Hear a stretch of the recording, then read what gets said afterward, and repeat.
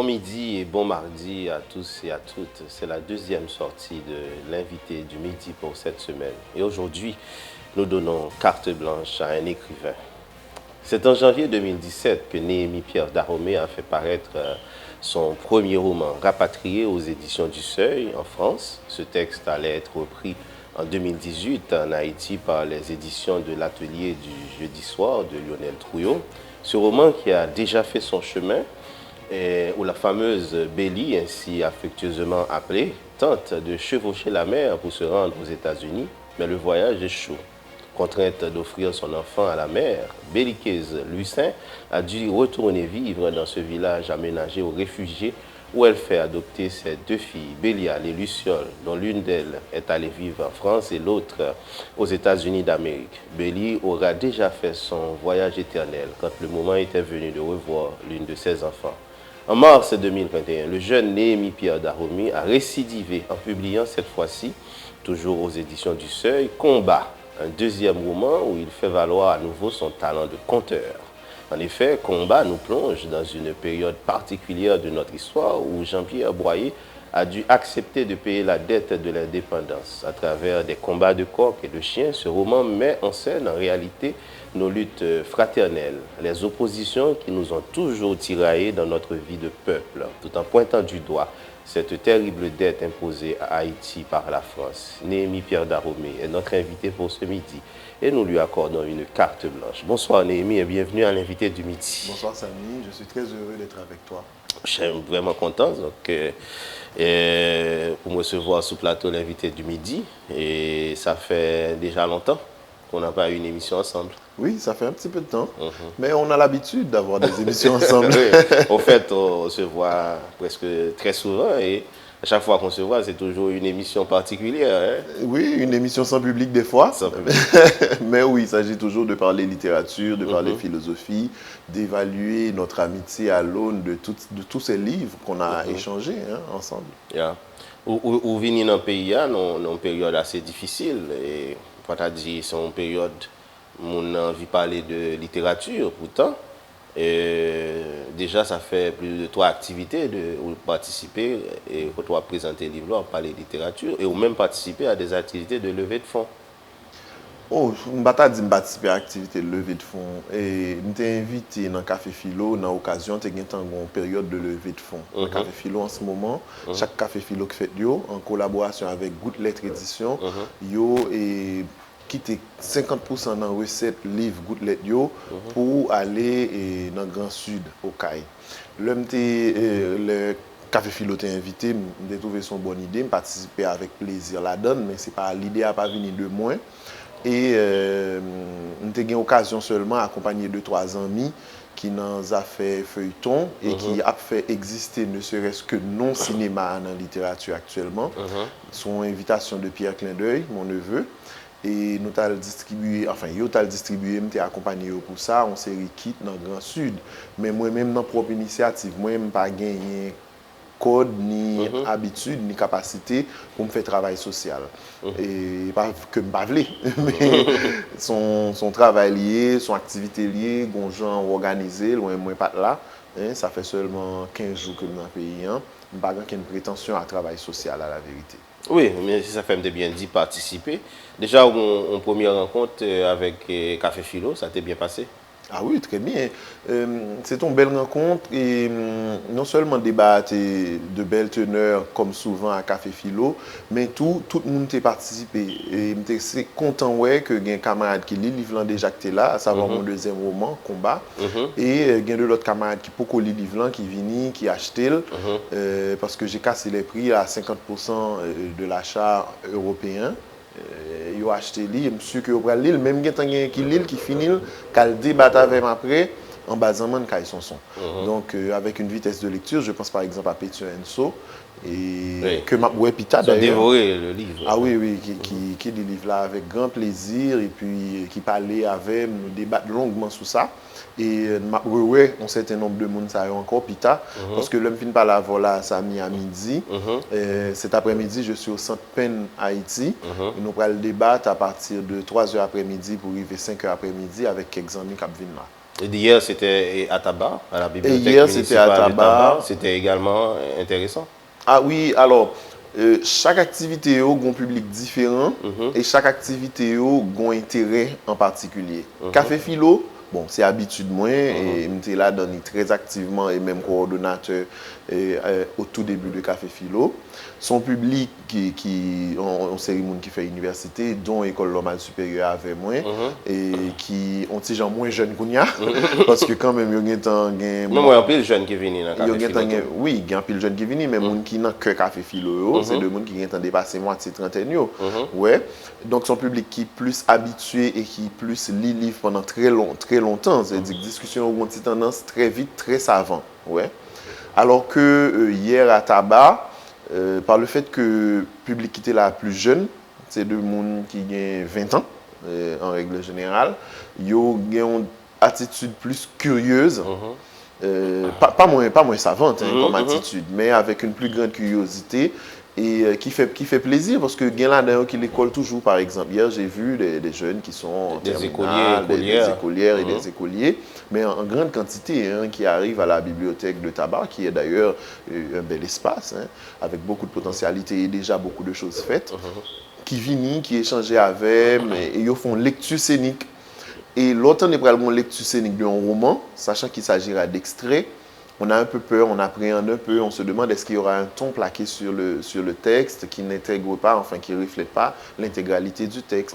J'ai été très agréablement, très content de voir que pas de ton qui plaquait ce texte-là, ils ont fait confiance au texte, ils ont fait émerger la parole du narrateur, ça m'a beaucoup fait plaisir. Et cet après-midi, le film par là, voilà, à 3 heures dans le centre Pen Haïti, c'est pour un public encore plus, comment on dit, avisé, parce que il y a des gens qui écrivent au même cap là, il y a des gens qui, enfin, c'est un public qui a un petit genre différent du public de Tabalan, parce que il y a des gens qui piagent, qui écrivent au même, ouais, cap là, Yannick Laens notamment, et il y a entendu m'a venir pour me quitter exemplaire par exemple pour lui, de l'autre amis encore dans le milieu littéraire là. D'accord, très bien. Alors, même si nous sommes à l'heure du combat, c'est pas qu'on va se battre, c'est que le combat vient de paraître, mais ça fait déjà plus de 2 ans depuis que Rapatria a été publié en France. Et comme je disais tantôt, c'est un livre, un roman qui a déjà fait son temps.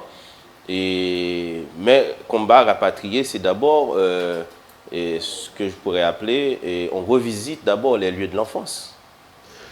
Alors oui, on Parce écrit... que Rapatrié se déroule un petit peu à Cité-Soleil, combat, on est dans la plaine du cul-de-sac. On écrit rarement loin de son enfance. D'ailleurs, on fait peu de choses loin de son enfance. Mais ce n'est pas un décret, ce n'est pas une décision. Moi, je vais explorer les lieux de l'enfance. Par ailleurs, effectivement, ce rapport avec l'enfance se cantonne surtout aux lieux. Parce que tout simplement, je n'ai pas fait, en tout cas pour le moment, de roman autobiographique ni d'autofiction. Par conséquent, je n'ai pas fait de roman où à la première personne du singulier, je raconterais ce qui se serait passé dans ma vie d'enfant. Et c'est seulement lieu, tant que quartier rapatrié, zone Cité Soleil, toute cette partie de la plaine, on va dire, du début de la plaine déjà à Port-au-Prince, et ensuite la grande plaine du cul-de-sac, d'où vient mon père et ma famille paternelle. Donc son rapport à l'enfance, effectivement, qui chita dans le lieu, mais qui part en décret. Je passe un moment, côté me dit, pour m'écrire, il faut que moi aille vers l'enfance. Oui, donc ce n'est pas un récit de ce que vous avez vécu dans votre enfance, et puisque vous avez vécu une partie de votre enfance, de ton enfance à Cité-Soleil, mais c'est quand même un regard sous zone ça, sous et communauté ça, que vous connaissez plus ou moins et de près, puisque vous avez évolué là dans pas longtemps. On écrit de ce qu'on sait. On écrit de ce qu'on sait. Toi et moi, puisqu'on se connaît quasiment depuis l'enfance, puisqu'on peut appeler l'adolescence d'une certaine manière une enfance. On a fait ensemble, on était ensemble à UJAM, notre premier club littéraire, pour ainsi dire. On avait quoi? Moi, j'avais 14 ans, 15 ans, et on habitait à côté de la rue de l'Enterrement. Si je devais écrire sur la période de l'adolescence, il me paraîtrait probable que cette adolescence se situe au centre-ville, dans le quartier de la rue de l'Enterrement. Rue de l'Enterrement, rue d'Henry, etc. Donc, puis au centre-ville, qui n'est déjà plus le même. Oui, pas du tout, non, pas du tout. C'est-à-dire, j'ai vu avec tristesse que, alors j'avais vu depuis avant ce voyage-là, que Préval avait ordonné qu'on rasait Katien, plus tard Matéli, je ne sais plus lequel des deux. Matéli surtout. Préval avait déjà ordonné, et Matéli continue à balancer, on rasait Katia, sans aucune idée de qui ça va le faire après la donne. Donc là où il y avait bon, des maisons habitables, même si pas toujours normées, préparées pour un séisme, qu'on y a là, c'est tentes, ouais, ou bien c'est juste de lieux vides, quoi, qu'il a. Mais bon, ce qui nous fait perdre quand même une partie de notre enfance dans ce quartier-là. Bien sûr, c'est avec beaucoup de douleur que quand je passe dans ces zones, que je regarde ce qu'est devenu la rue d'enterrement et ce haut lieu de l'enfance, de l'adolescence. Tu es un écrivain, Néhémie, et qui vient toujours là où on ne l'attend pas. Et premier Merci, roman... je le prends pour un compliment. Je le prends pour un compliment, et pas des moindres. Et c'en est un. Et ton premier roman, tu viens de le dire tout à l'heure, tu n'as pas fait de roman biographique, et c'est souvent le cas pour les écrivains qui écrivent un premier roman, c'est souvent autobiographique. Et tu écris un roman naturellement avec ton talent de conteur, avec un humour extraordinaire et un humour détaché, si je peux m'exprimer ainsi, par rapport à ce qu'on vit. Donc, il y a beaucoup d'empathie, mais il n'y a pas de parti pris réel pour tel ou tel. On prend un écrivain comme si qui a fait éloge de la pauvreté ou encore qui a dit que remet tel personnage parce que ou juste un détachement et on décrit bagarre avec beaucoup d'humour. Donc ça c'est extraordinaire. Donc on ne s'attendait pas justement, c'est ce que j'allais dire, et te voir écrire un roman avec en fait sur un thème aussi comme tu as dit ça là, Rapatrié, c'est quand même un roman qui mettait en scène et on partit dans la réalité, nous, dans la réalité sociale, nous, que ce soit les questions de boat people, les questions d'adoption, qui est quand même important. Et nous pas tant nous là, nous sommes plus aptes nous, puisque nous, dans une génération où les romans érotiques, et souvent, et nous avons écrit des romans érotiques, ou encore des romans autobiographiques racontés vieux, mais non, même, ou aller directement vers des sujets. Et je ne suis pas sûr que certains se sont pour répondre, mais c'était un choix et penser à l'avance. Mais c'est là que l'inspiration t'a amené. Oui, alors sous question par côté aptan nous, ça dépend de l'attente qui est. Ouais, c'est-à-dire si attente les chita sous thème sous qui comment dire période où on a passé, effectivement bagan comment dire la nécessité presque dans le sens logique du terme. Bagan qui nécessité pour m'écrire de manière déterminée dans une période ou bien sur une série thématique. Mais, l'autre côté, je pense que l'attente de ma part, je suis très conforme avec elle. C'est l'attente des livres que j'ai lus, à partir des livres que j'ai lus et aimés. C'est-à-dire qu'il me semble reconnaître et accepter une certaine influence de Jacques-Stéphane Alexis ou de Gabriel Garcia Marquez, de ce qu'on a pu appeler jadis le réalisme merveilleux, que j'appelle tout simplement la littérature, parce que la réalité elle-même est merveilleuse et extraordinaire et dépasse l'imaginaire toujours d'un point. Donc, de ce point de vue-là, je n'ai pas l'impression que je trahis livre ni en termes d'écriture, ni en termes de, comment dire, j'ai presque envie de dire filiation littéraire.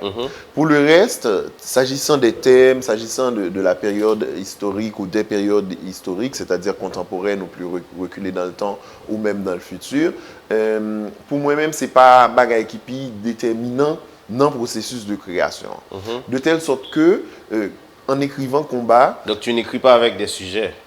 Non seulement pas avec des sujets, mais non plus pas avec des périodes historiques. J'ai beaucoup de mal, comme j'ai pu faire pas mal de recherches après l'écriture, pendant et après l'écriture de Combat sur la période du 19e siècle où se situe le roman, c'est-à-dire en 1842, j'ai beaucoup de mal aujourd'hui à expliquer et à dire aux gens que je n'ai aucune compétence historique d'historien. J'ai peut-être une compétence historique de lecteur, J'ai peut-être une compétence historique de monde curieux, mais je n'ai vraiment, je ne connais pas comment on construit une recherche historique, je ne sais pas comment on mène une investigation sur un personnage historique qui aurait réellement existé, etc. Aucune.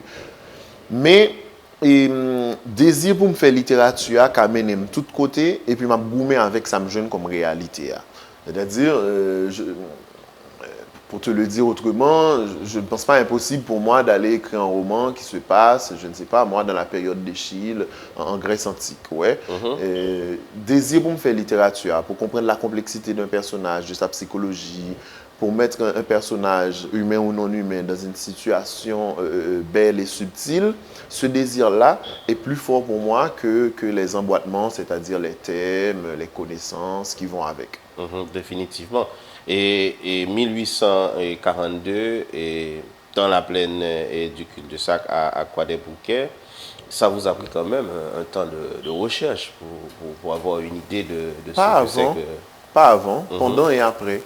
Je n'ai pas fait une, comment dire, une vaste recherche historique, de contexte, anthropologique. Non, non, je n'ai pas commencé par construire un cadre dans lequel devraient se glisser les personnages. J'ai commencé par construire les personnages, leur situation, et suivant les besoins, j'ai dû lire bien évidemment des choses, des historiens et des articles plus contemporains dont l'intérêt n'est même pas, comment dire, dont l'intérêt est plutôt négatif. L'intérêt est de m'empêcher de dire des sottises ou des bêtises. Oui, inscrire la littérature dans la réalité, c'est-à-dire que... Voilà, c'est-à-dire l'intérêt c'est de m'empêcher de dire un contresens pour la période, de m'empêcher d'asseoir les personnages dans un contexte qui n'aurait eu rien à voir avec ce que le contexte pouvait réellement être. Oui, ça me fait penser à le feu Georges Anglade qui disait, quand il participe dans les jurys et pour des prix littéraires, quand il ouvre un texte et qu'il voit dans ce texte... à l'ombre des ananas en fleurs. À l'ombre des ananas en fleurs, j'étends mon hamac, ou encore et des textes qui, entre deux bananiers, j'étends mon hamac, des textes qui ne reflètent pas la réalité et de la vie réelle. C'est-à-dire que si, et c'est pour ça que tu as parlé de Jacques-Stéphane Alexis. Jacques-Stéphane Alexis qui te décrit un arbre, tu vas dire rapidement, mais celui-là c'est un agronome ou encore c'est quelqu'un qui se connaît dans le domaine de l'environnement, pourtant, et ce n'est qu'un écrivain. Alors, il y a une nuance à saisir. On peut transformer la réalité. On peut, pour autant qu'on fait œuvre imaginaire, saisir la réalité, en faire autre chose, proposer une autre réalité. On peut aller très loin dans la fiction ou la science-fiction. On peut aller vraiment très loin dans la création d'un autre monde. On peut même tenter, comme le feraient certains philosophes contemporains, une fiction de monde hors science. On peut tenter tout ça. Mais il ne s'agit pas de s'aventurer sur quelque chose qu'on ne connaît pas. C'est-à-dire ça ne doit pas être que de la bêtise. C'est une question de... On construit un monde en fonction de son imaginaire. Non, on est entravé par un monde dont notre imaginaire ne serait pas à la hauteur. Toute la question consiste à mettre son imaginaire à la hauteur. Ce n'est pas parce que nous, par contre, ça n'a pas dit, que nous construisons l'autre monde, c'est parce que nous choisissons construire l'autre monde. Alors, nuance ça qui s'allie. Ça veut dire, lire un livre, littérature, je n'ai pas trop besoin qu'on ait contexte géopolitique, paysan ou bien zone côté personnage évoluant pour me lire le livre là. Toutefois, je n'ai pas souhaité tout que le livre là inscribe en faux ou bien instruit très mal, très négativement ou même de manière mensongère sous contexte là. De telle sorte que, pour en revenir à ta question précédente, oui, curieux de l'histoire de mon pays, en écrivant un roman comme Combat qui se passe en 1842, j'ai dû lire, d'ailleurs, des choses qui n'ont rien à voir de Thomas Madiou et de Beauboin-Hardouin, pour construire en général l'univers du 19e siècle que je n'ai pas vécu personnellement. Mais le but n'était pas de faire de moi, d'ailleurs je récuse complètement l'appellation de roman historique pour parler de combat. Je ne sais pas faire un roman historique. D'ailleurs, je ne sais même pas absolument en quoi cela consiste. Je suppose qu'un roman historique consiste à parler des personnages dits historiques, c'est-à-dire les ministres connus, les présidents de la République. D'ailleurs, tu l'as dit et dans le texte, le pays est si neuf qu'à chaque personnage est en quelque sorte un personnage historique. Voilà, le pays est si neuf qu'en quelque sorte, chacun est un personnage historique. Donc, c'est une façon de dire très clairement dans le livre que je m'inscris en contresens de cette vision du roman historique, comme quoi je viens vous parler de Jean-Pierre Boyer. Il n'y a pas de Jean-Pierre Boyer dans le livre, c'est évoqué évidemment. Il n'y a pas de ministre connu, il n'y a pas de général connu. J'écris une histoire où Possible a un différend avec son frère Ludovic Possible. Et au milieu de ce différend... Les deux issus d'une famille semi-mulâtre. Bon, comme à peu près tous les propriétaires terriens à l'époque. C'est-à-dire, au milieu de ce différend, il y a la jeune Aïda qui émerge comme une fleur fragile. Et ce n'est pas parce que c'est une jeune fille que j'utilise l'image de fleur fragile, c'est parce que je pense à Guernica de Picasso.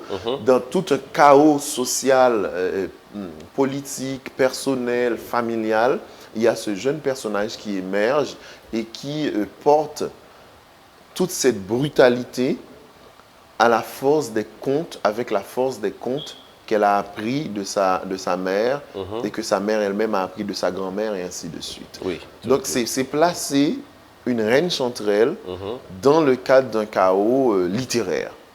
Définitivement. Et dans ce texte aussi, tu fais intervenir des personnages non humains et qui ne sont pas des moindres, qui sont tout aussi importants. Et là, je pense à Bis et l'imbattable ou encore la bête immonde.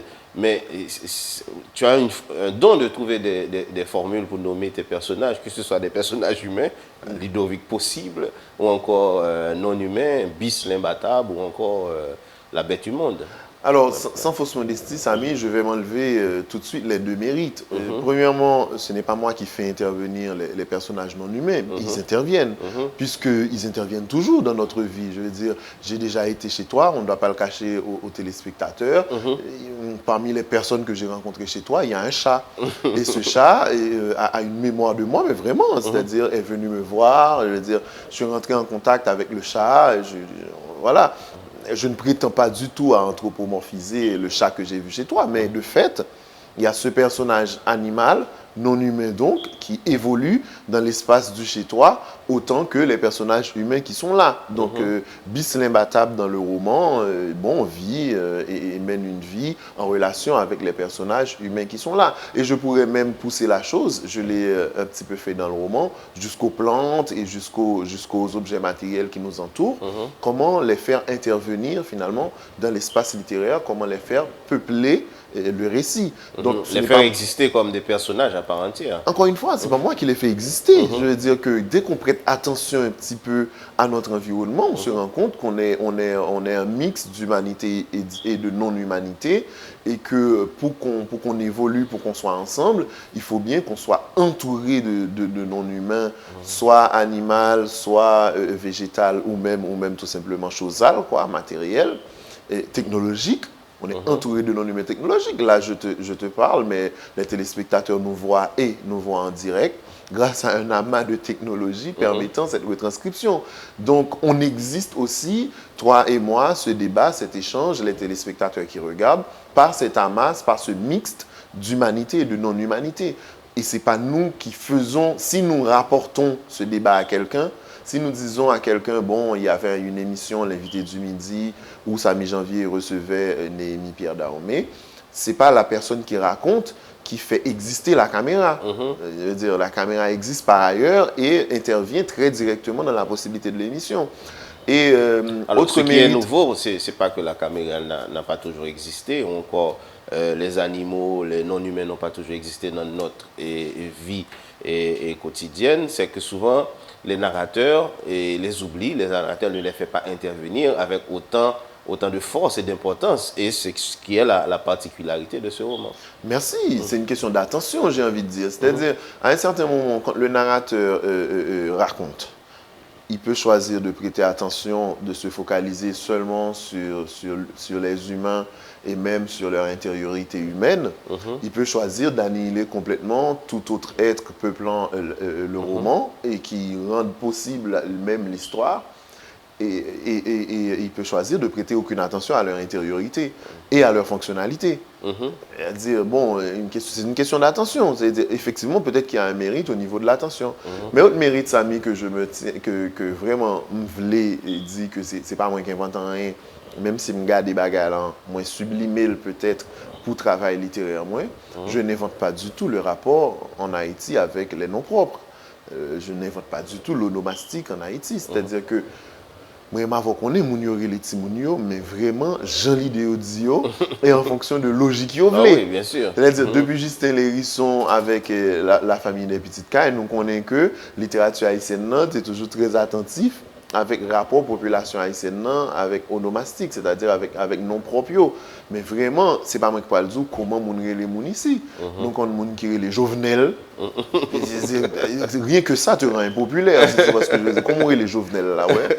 Nous moun les toutes gens, nous moun qui les John Fitzgerald, nous moun qui les Ernst, qui sont non allemands, nous moun qui les Vladimir, qui sont non russes. Autant que on connaît Dieu le fait, on connaît de nom et Petit Coq. Oui, Petit Coq, on connaît toute qualité non. Et je tape le hybride qui est l'image dernièrement et ils font bon râler sur question non propre là, importance sociale et tout. Personnage principal là, Rico l'ermite. Ouais, monsieur conscient que le fait que le l'ermite sont bail deux fois pour lui dans la ville. Moi-même dans Vipam, j'en connais, moi expérimenté non propre en pile. Premier livre poésie m'était fait avec Stanley Bastien et puis Tesner Lenny bien-aimé, m'était Dolmancé là-dedans qui sont personnages dans la philosophie. C'est d'ailleurs l'une des raisons et pour laquelle je t'attendais sur le terrain de l'érotisme. Ah non, mais il faut pas toujours m'attendre parce qu'il se peut aussi que je n'arrive même pas. C'est-à-dire, l'homme t'est écrit sous nom Dolmancé, qui sont personnages dans la philosophie dans le boudoir et Sade. Je n'ai pas d'impression, je n'ai pas utilisé nom, puisque je décidé de non ça me l'homme qui a joué basket longtemps dans Richard Mass et que il a les maestros, je n'ai pas l'impression de ne pas utiliser nom, c'est non ça me Donc rapport onomastique là, rapport avec nos propres là, nous gagnons en Haïti et c'est pas moi qui ai inventé. Bien évidemment, encore une fois, question d'attention, moi attentif avec, je me rends compte à quel point on est littéralement dans un nom propre et qu'on est entouré de choses qui s'appellent d'une manière précise. La rue de la télévision s'appelle la rue Chavannes. Parce que la rue aurait pu s'appeler la rue 1, ou la rue 2, ou la rue 3. D'ailleurs, au Cap haïtien, les rues ont des noms de numéros. Mais la rue a un nom propre. Un nom, comment dire, un nom de personnage, un nom propre quoi, qui baptise la rue. On est entouré de noms propres. Il suffit d'être. Magloire Amboise. On est entouré de noms propres. D'ailleurs, ce qui peut refléter un vrai débat. Pourquoi telle personne plutôt que telle autre pour baptiser les rues? Pourquoi il y a beaucoup plus, de manière écrasante, plus d'hommes et peu de femmes, alors qu'il y a quand même quelques femmes notables en Haïti, beaucoup de femmes notables en Haïti, en tout cas pas moins que d'hommes. Donc, c'est une vraie question, là, attentif à nos propres. Dès qu'on est attentif à nos propres, on connaît, on peut créer à partir de ça. Oui, effectivement. Donc, notre texte est attentif et avec un pile de détails. C'est peut-être là la dimension de conte qui gagne dans le texte, parce que il y a des détails intéressants sur la vie personnage, sur le milieu, sur le côté roman déroulé. Oui, exercice littéraire, ils sont exercices d'attention. Ouais, et comme moi, je lis en pile, et c'est par lecture que je dans l'écriture, parce que je n'ai pas de projet. Alors, il y a des gens qui disent que je suis prêt à publier le premier roman rapatrié. Il se pourrait que je me suis pris tête moi-même. Parce que le nom de l'école, je étudié philosophie. D'ailleurs, c'est philosophie, mais je n'ai pas étudié littérature. Je n'ai pas de bon projet absolu et indubitable pour me faire écrivain. Et si je n'ai pas de projet absolu et indubitable pour me faire écrivain, je vais plutôt faire poète que romancier. Ouais. Mais c'est le livre qui prend même, mais je n'ai fait écrire livre. Et où son lecteur qui a écrit, l'écriture consiste pour toi à être attentif. Parce que, je l'ai dit, je tiens à le redire, je ne suis pas graphomane, je ne suis pas scriptophile. Mais il dit, je ne pas trouver que écrit, c'est-à-dire l'acte même d'écrire, d'être derrière un ordinateur ou avec un stylo, va trouver son parti de plaisir. Ça peut répondre à un besoin, à une nécessité, mais ce n'est pas agréable. Je veux dire, je ne fais pas ça pour m'amuser. Quand j'ai envie de m'amuser, je ne sais pas quoi faire. Enfin, je prends une bière, pour toi, c'est un je travail. lis un livre. C'est un travail, enfin, c'est un travail dans le sens... comment dire, pas dans le sens de tripalium du mot travail. C'est pas une torture non plus. Non, ça répond à un besoin, c'est un processus, c'est un parcours, mais ce n'est pas une partie de plaisir comme quand je regarde un film ou quand je lis un livre. Nous sommes en l'an 38 de l'indépendance, février 1842 pour le reste du monde. Le gouvernement à Port-au-Prince, dit port républicain, capitale attitrée de l'île d'Haïti, Quisqueya ou Boyo, du nord au sud, de l'est à l'ouest, a consenti il y a 16 ans une dette financière à l'endroit de la France en fonction de la logique implacable du rachat de sa propre servitude révolue, entre autres propriétés et biens meubles. Le bon Charles X, roi de France et de Navarre, estimant à 150 millions de francs or les lettres et les biens conquis dans le sang par la Révolution nationale, anti-esclavagiste et égalitaire, en avait exigé le remboursement à l'ancienne métropole pour dédommager, soi-disant, les malheureux colons dépossédés par la geste haïtienne. Les anciens captifs, nègres et négresses marrons, esclaves libérés, nègres bossales, nés en Afrique, nègres créoles, nés dans la colonie de Saint-Domingue, tous, autant qu'ils sont, considérés par le Code noir de 1885 comme de biens meubles, après s'être sortis du joug de l'oppression et avoir fondé un pays, ont appris qu'ils devaient acheter leur propre personne à leurs anciens propriétaires que pourtant ils n'avaient jamais accepté pour tels. De par le monde, un singulier consensus s'est tissé autour de cette affaire. Tous les pays blancs, c'est-à-dire toutes les nations constituées, se reconnaissant entre elles, grandes et petites puissances sur terre, impérialistes et missionnaires, ont aussitôt opiné du bonnet à cette excellente idée. L'unique République noire, deuxième pays indépendant de l'Amérique après les États-Unis, a dû s'exécuter et payer. Moi, j'adore l'ironie qui entoure le texte et la façon dont c'est raconté. Et ça te dit quoi de faire de l'ironie sur des sujets aussi importants, par exemple, comme la dette de l'indépendance? Pas ironie m'a fait, non? C'est le style, quand même. Oui, c'est-à-dire... c'est pas le sens de l'humour pour moi dans un travail littéraire, tout comme d'ailleurs si ce devait être le cas dans un travail cinématographique ou bien le sens de l'humour c'est pour moi qu'il faut ajouter sous son faire, c'est-à-dire émerger avec elle, tout la donne situation comique tout, ouais, en même temps situation dramatique, en même temps comique tout. C'est pour ça que, pour moi, ce sens de l'humour-là ne renvoie pas à la vanne, à la grosse blague, mais renvoie à relever subtilement ce qui relève, mais vraiment de l'ironie dans la catastrophe qu'a été cette dette de l'indépendance. Là, on a parlé de on va où qu'on est. On va où qu'on est, mais qui n'a pas changé rien pour personne, parce que ça n'empêche de dormir à personne. Souris t'es seulement fait coller sous lit ou j'ai l'impression personne ne va t'entendre non plus, ouais. Et puis tu te fais du mal qu'à toi-même, mais sous qu'à parler librement, tranquillement et même laissant émerger ce que la situation a de comique, c'est ou rendre soit bien plus, non seulement plus audible, mais ou rendre plus vrai quelque part, parce que il ne s'agit pas de se plaindre. Il ne s'agit pas de dire, bon, regardez comment on est un pays appauvri et que c'est tout, point final, il n'y a rien d'autre à dire. Il s'agit aussi d'avancer, il s'agit de faire littérature, il s'agit de construire la vie d'aujourd'hui, de partager de la fiction, de partager les récits. Certains lecteurs avec qui j'ai parlé parlent d'humour glaçant, frôlant même le cynisme. Moi, je préfère parler d'un humour détaché.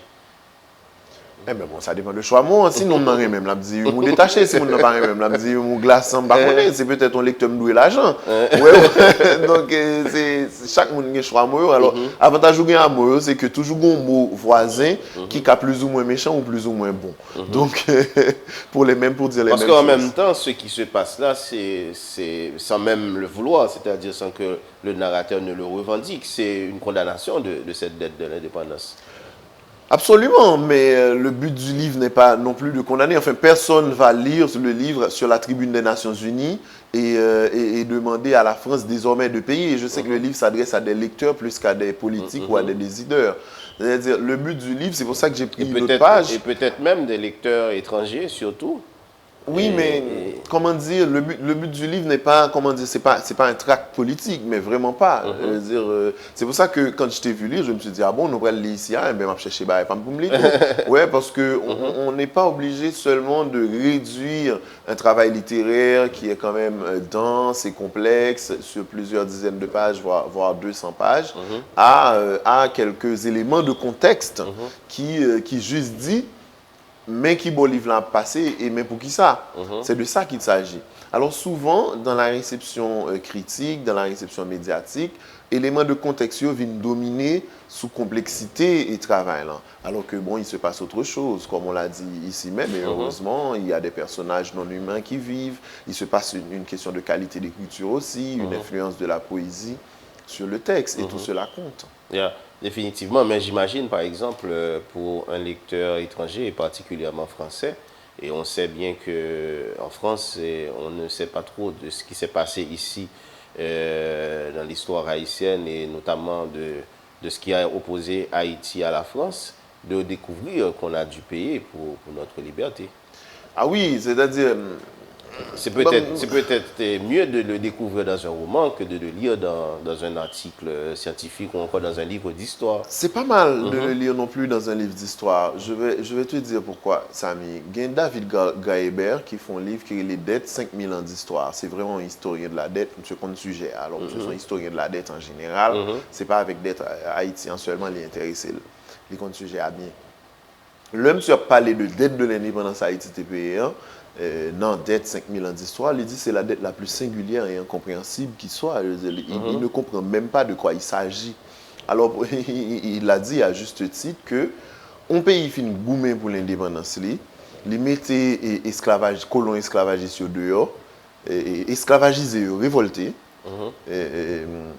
suite à évidemment un bon dissensus dans la société, entre libres, entre affranchis, etc. Esclavagisés, révoltés. Ils fondent un pays, ils mettent les colons esclavagistes dehors. Ça a passé 1803-1804. Et puis, quelques années plus tard, Charles X, avec Jean-Pierre Boyer, joint un moyen, il a signé un papier pour que anciens esclavagistes payent l'argent pour anciens colons, pour dédommager anciens colons. Alors, c'est comme si tu as acheté propre tête. Oui, alors que dans un texte comme le Code noir, il n'y a pas de reconnaître tout comme monde. Il n'y a pas de reconnaître tout comme monde, ouais. C'est toute l'ironie de la question. Présentée comme ça dans ton texte, et ça fait plus... comme si vous avez l'impression, même si vous avez une information, hein, mais là, le film du roman, il dit, mais c'est vrai. Hein? Il n'a pas vraiment tout de suite reconnu l'ironie de la question. L'ironie de la chose, ça n'a juste aucun sens. C'est toute ça la valeur ajoutée d'un texte littéraire. Oui, ça donne une force, mais si je suis scandalisé moi-même par cette affaire, ironique s'il en est, mais complètement folle, c'est parce que dans David Gaébert, dans l'autre monde qui travaille sur ça, et Jean-Bertrand Aristide a lancé question, on a fait réparation, restitution pour de l'autre raison. Et c'est-à-dire, comme dans tout ça, l'offre limalan ou seulement carite, ou on fait un bail tellement grave ou oui. Parce qu'on ne parle pas non plus de petite monnaie. On parle d'une dette qui a empêché, à mon avis, à Haïti, de rentrer dans la phase industrialisation 19e siècle. C'est de ça qu'on parle. C'est-à-dire que le pays en est un pays entre guillemets essentiellement agricole. Nous ratons tout l'autre pays qui était indépendant déjà, bien évidemment, à industrialiser dans le 19e siècle parce que l'économie paysanne est servie principalement à payer anciens colons, mais sous plus d'un siècle. C'est pendant le 20e siècle, moitié 20e siècle, et l'argent ça a fini de bail. Et économiste français Thomas Piketty évalue l'argent journée aujourd'hui à 28 milliards d'euros. Comme budget pays d'Haïti, environ 2 milliards d'euros, ça veut dire d'être là élevé à peu près 14 fois le budget national. C'est-à-dire que c'est un petit monnaie. C'est comme si on a fait d'être ça casser un pays. Bien sûr, bien sûr. Ou font pays dans le début du 19e siècle, côté que il y a très peu de pays, il n'y a pas d'autres pays noirs au monde. Pendant longtemps, Haïti était le seul pays noir au monde. Il n'y a pas d'autres pays noirs au monde, c'est-à-dire se revendiquant comme tel et habités, fondés par des hommes noirs libres dans le Nouveau Monde. Deuxième pays dans l'Amérique qui est indépendant après les États-Unis. Pendant tout le monde va lancer à faire industrialisation, et puis on dette, on l'argent dans le pour bailler chaque année, obligé de faire un code rural en 1826, c'est Boyer qui fait ça, pour le qu'il tout paysan au niveau de vie paysanne, et puis bah, casser un pays. C'est ce qui est si bien dit dans cette partie du texte depuis lors, et pour ce faire, le non moins bon Jean-Pierre Boyer, président mulâtre à vie de l'île d'Haïti tout entière, sous le titre de chef suprême de la nation, impose des taxes drastiques aux habitants du nord au sud, de l'est à l'est, toujours est-il, et des impôts parfois plus élevés que ce qu'ils gagnent à l'année. Avec un tel système ruineux, et le pays diminue ce qu'on appelle sa dette de l'indépendance, mais se garantit une pauvreté durable pour les siècles à venir. J'adore cette partie de la manière dont c'est si bien dit. Et ce qui nous permet de faire un coup de pied rapidement dans l'histoire, et c'est Balthazar possible qui va se rebeller contre ces mesures prises par le gouvernement d'alors pour imposer des taxes et qui va constituer pratiquement la trame de l'histoire et ce qui se passe entre lui et son frère qui va nous amener au combat de coq. Alors, Balthazar ne se rebelle pas pour ainsi dire, ils font il y a deux positions dans la situation. Balthazar, il dit pour les paysans capables de l'argent, paysans bohéniens et alentours, pour capables de l'argent, il va corrompre soldats qui là pour ramasser l'argent. C'est-à-dire, il a créé une petite taxe sur les paysans, il prend le ramasser, et puis il baille soldats qui t'a dû faire gros collecte là.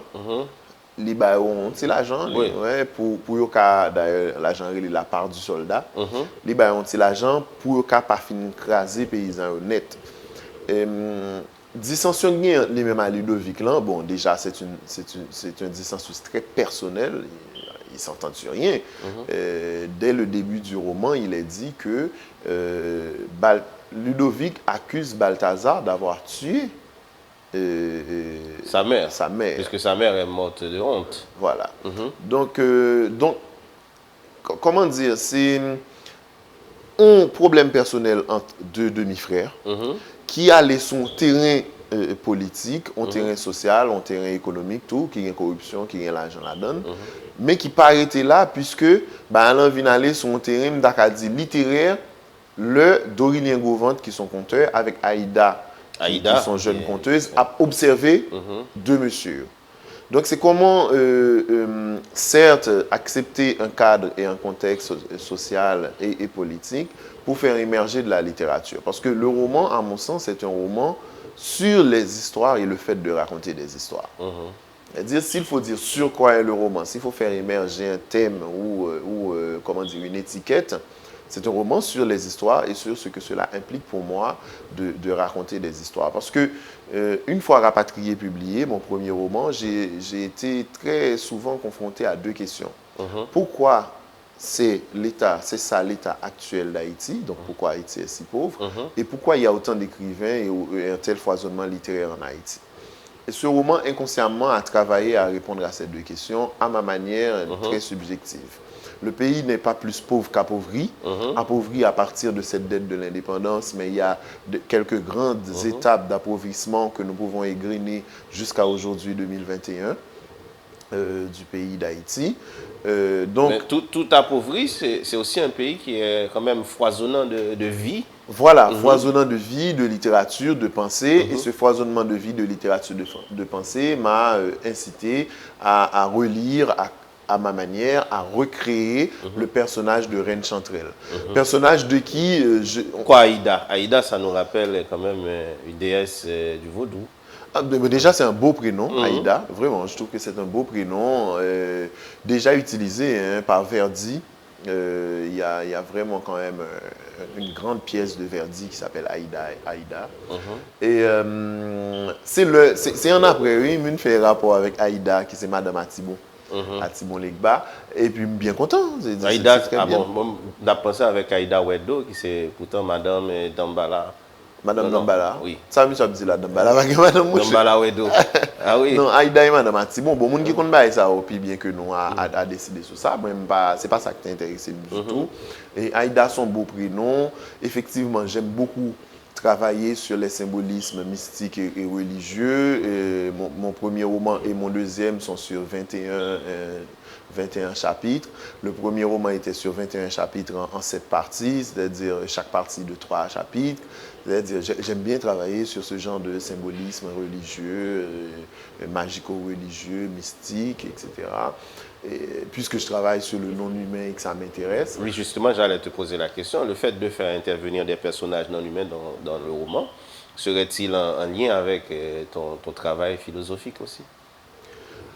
Qu'est-ce qui se passe? Il n'y a pas un compartiment philosophe et un compartiment littéraire. J'ai fait des études de philosophie et j'ai toujours lu et de la philosophie et de la littérature. Et je n'ai jamais considéré qu'il y avait une frontière étanche entre philosophie et littérature. Je n'irai pas, peut-être pas jusqu'à dire comme Borges que la philosophie est un genre littéraire qui s'ignore, mais il est clair que souvent les assertions philosophiques à l'écrit ou à l'oral sont plus dictées par leur beauté que par leur vérité. Et vice-versa, et autant pour la littérature, ce qu'on fait en littérature touche autant à la vérité qu'à la beauté. C'est-à-dire, d'ailleurs, c'est ce que j'ai essayé de dire tout à l'heure en début d'émission, quand je parlais de rapport avec la réalité. Un beau livre de littérature est aussi un livre qui touche à quelque chose de vrai, au moins pour ses personnages, au moins pour le narrateur, au moins pour la vérité du verbe et du mot. Donc, je ne pense pas que c'est en tant que philosophe que j'écrirais ceci ou cela dans un roman. C'est une démarche mixte. Je suis quelqu'un qui a longuement étudié la philosophie, j'en lis encore beaucoup. Je suis quelqu'un qui a longuement... Tu as écrit ce livre avec tout ce que tu es. Avec tout ce que je suis, avec tout mon corps, avec mon enfance.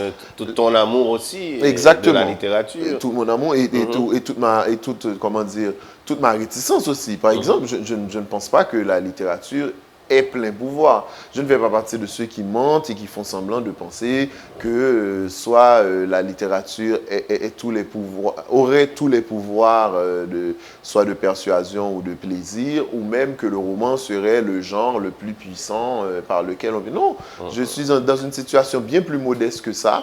C'est aussi tout ce que je suis, tous les lieux que je connais, de l'amusement, et puis, encore une fois, les lectures que je porte avec moi. D'accord, définitivement. Et on dit souvent qu'il n'y a pas meilleure façon de parler d'un livre que de le lire. Donc là, je t'invite à bien sûr. Alors, c'était... J'avais choisi un extrait en relation avec ce qu'on disait tout à l'heure, mais du coup, je vais peut-être faire je vais quand même le lire, quoi. Pardon. Pourquoi, en chantant, le coq garde-t-il les yeux fermés? Parce qu'il connaît par cœur les notes du cocorico. Ce qui est moins une boutade, c'est la raison pour laquelle on présente 2 coqs l'un à l'autre avant de les soumettre au combat. Il s'agit de voir s'ils manifestent de l'hostilité l'un envers l'autre, car personne ne sait vraiment ce qui se passe dans la tête de ces petits êtres. Dans un temps reculé, qui est celui de l'anecdote, on a déjà vu des bêtes pourtant fort réputées allaient faire allégeance aussitôt lâchés dans l'arène afin d'éviter le combat. On en a même vu qui se sont empressés de présenter postérieurs charnus à leur adversaire en vue d'assouvir leurs besoins honteux. C'est l'invention du coq pédéraste, voulant aller aile contre aile, cloque en l'air, attitude originale et très nuisible au spectacle meurtrier que recherchent les humains. Et de spectacle, on en a un d'inqualifiable sous les yeux avec cette bataille psalmique opposant Bis l'imbattable à la bête immonde. Juste après la présentation et le salut des coqs entre eux, Bis l'imbattable s'est retranché pour regarder évoluer son redoutable ennemi. Bis est bon en combat rapproché pour imposer la force de ses cuisses et la rapidité de son coup. Mais cette fois, il préfère prendre ses distances, rester sur la défensive et observer dans quel type d'attaque va se lancer la bête immonde. Cette dernière, face au dilemme de ses nombreux talents, n'attaque pas non plus sans hésiter. Loin d'être une battante généraliste, elle est plutôt, de manière très différente et bien plus rare, la bête de toutes les spécialités de combat. Contre un coq doué pour les éperons dans le cadre d'une joute avec ergot ajouté, la bête immonde se fait passeuse de griffes, comme dans l'art tout humain de l'escrime. Elle pare les coups et produit des attaques avec une précision mathématique. Il y a même de quoi, sans superstition scientifique, parler de maîtrise et de certain sang-froid. Et devant un adversaire bourrin qui vient tel un sot énervé porter des coups en force, elle joue de l'aile et de l'esquive sans oublier d'appliquer à son tour la puissance de ses muscles, en tout ou en partie.